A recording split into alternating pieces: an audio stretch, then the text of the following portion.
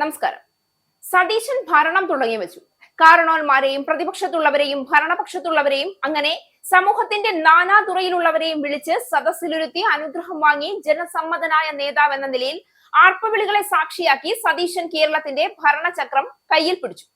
സംസ്ഥാനം മുഴുവൻ കാത്തിരുന്ന കേരളത്തിന്റെ 13ാമത്തെ മുഖ്യമന്ത്രിയുടെ 10 വർഷത്തെ തുടർ ഭരണത്തിനു ശേഷം ഭരണവിരുദ്ധ വികാരം കൊണ്ട് പൊറുതിമുട്ടിയ ജനങ്ങളുടെ വോട്ട് വാങ്ങി അധികാരത്തിൽ വന്ന കോൺഗ്രസ് മുഖ്യമന്ത്രിയുടെ ആദ്യത്തെ വാർത്താ സമ്മേളനം പിണറായി സർക്കാരിന്റെ നെറുകേടിന്റെ കുടലുമാല വലിച്ചു പുറത്തിട്ടുകൊണ്ട് തുടങ്ങിവെച്ചു.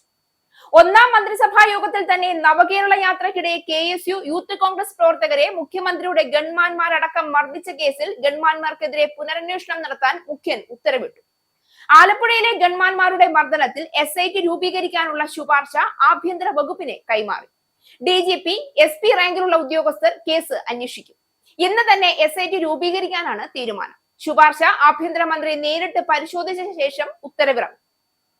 ഗൺമാന്മാരെ സസ്പെൻഡ് ചെയ്യാനും സാധ്യതയുണ്ട്. അന്വേഷണ വിധേയമായി സസ്പെൻഡ് ചെയ്യാനാണ് നീക്കം. ഗൺമാൻ അനിൽകുമാർ, സുരക്ഷാ ഉദ്യോഗസ്ഥൻ സന്ദീപ് എന്നിവരാണ് കേസിലെ പ്രതികൾ. സംസ്ഥാന രാഷ്ട്രീയത്തിന്റെ ചൂടേറിയ വേദിയിൽ ഒരു പുതിയ ഏറ്റുമുട്ടലിന്റെ തുടക്കമെന്ന പോലെ ആലപ്പുഴയിലെ ഗുണ്ടാക്രമണ കേസിൽ SIT രൂപീകരിക്കാൻ DGP ആഭ്യന്തര വകുപ്പിന് ശുപാർശ നൽകിയ വാർത്ത പുറത്തുവരുമ്പോൾ കേരള രാഷ്ട്രീയത്തിൽ ഉയരുന്നത് ഒരു വലിയ ചോദ്യമാണ്. പിണറായി ഭരണത്തിന്റെ അജയ്യതയുടെ മതിൽ പൊളിയാൻ തുടങ്ങിയോ? വർഷങ്ങളായ അധികാരത്തിന്റെ കരുത്തിൽ എല്ലാം മറച്ചുവെക്കാമെന്ന ധാരണയിൽ മുന്നേറിയ ഇടതു സർക്കാരിന് ഇപ്പോൾ ഓരോ സംഭവവും തിരിച്ചടിയായി മാറുകയാണ്. അതേസമയം VD സതീശൻ സംസ്ഥാന രാഷ്ട്രീയത്തിൽ ഒരു ശക്തമായ ശബ്ദമായി ഉയർന്നു നിൽക്കുകയാണ്. ജനങ്ങളുടെ ഭയം, പ്രതിഷേധം, അസ്വസ്ഥത ഇവയെല്ലാം ഏറ്റെടുത്ത് മുൻ സർക്കാരിനെ പ്രതിരോധത്തിന്റെ മൂലയിലേക്ക് തള്ളിയിടുന്ന രാഷ്ട്രീയമാണ് സതീശൻ ഇപ്പോൾ നടത്തുന്നത്.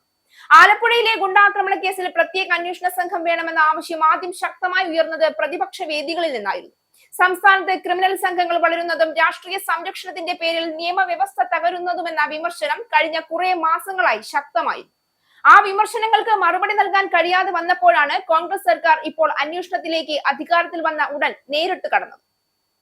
അതുകൊണ്ട് തന്നെ ഇത് പിണറായി സർക്കാരിന്റെ പ്രതിച്ഛായയ്ക്ക് കിട്ടിയ വലിയ അടിയെന്ന നിലയിലും രാഷ്ട്രീയ നിരീക്ഷകർ കാണുന്നു. പിണറായി വിജയൻ നേതൃത്വം നൽകിയിരുന്ന സർക്കാർ ഒരിക്കൽ കൃത്യമായ ഭരണകൂടം എന്ന പ്രതിച്ഛായ ഉണ്ടാക്കിയിരുന്നുവെങ്കിലും ഇന്ന് നിയമ സംരക്ഷണ വിഷയങ്ങളിൽ കടുത്ത വിമർശനമാണ് നേരിടുന്നത്.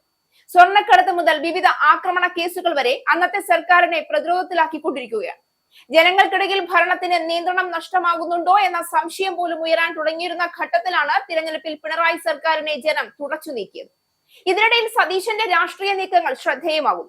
ആക്രമണ രാഷ്ട്രീയത്തിനെതിരെ ശക്തമായ നിലപാട് സ്വീകരിക്കുകയും ഓരോ സംഭവത്തെയും ജനകീയ വിഷയമാക്കി മാറ്റുകയും ചെയ്യുന്ന അദ്ദേഹത്തിന്റെ ശൈലി കോൺഗ്രസിന് പുതിയ ഊർജം നൽകിയിരുന്നു. കേരളത്തിൽ സതീശൻ മുന്നോട്ട് വയ്ക്കുന്ന രാഷ്ട്രീയ ഭാഷ സാധാരണ ജനങ്ങളിലേക്കാണ് കൂടുതൽ എത്തുന്നത്. അധികാരത്തിന്റെ അഹങ്കാരത്തിനെതിരെ പ്രതികരിക്കുന്ന ശബ്ദമായി അദ്ദേഹത്തെ പലരും കാണുന്നു. അതുകൊണ്ട് തന്നെ ഇടത് സർക്കാർ പ്രതിസന്ധിയിലാകുന്ന ഓരോ വിഷയവും ഇനി കോൺഗ്രസിന് രാഷ്ട്രീയ ആയുധമായി മാറുകയാണ്. അധികാരത്തിന്റെ ഹുങ്കിൽ മേലാളന്മാർ ഉത്തരവിട്ടപ്പോൾ നിരപരാധികളായ സ്വന്തം മണികളുടെ മേൽ കൈവച്ചവരുടെ തൊപ്പി തെറിപ്പിച്ചുകൊണ്ട് സതീശൻ ഭരണം തുടങ്ങുമ്പോൾ പിണറായി സർക്കാർ ചെയ്തു വെച്ച അഴിമതികൾ ഓരോന്നായി വലിച്ചു പുറത്തിടുന്ന മഹായജ്ഞത്തിന് കേരളത്തിൽ തുടക്കമാവുകയാണ്.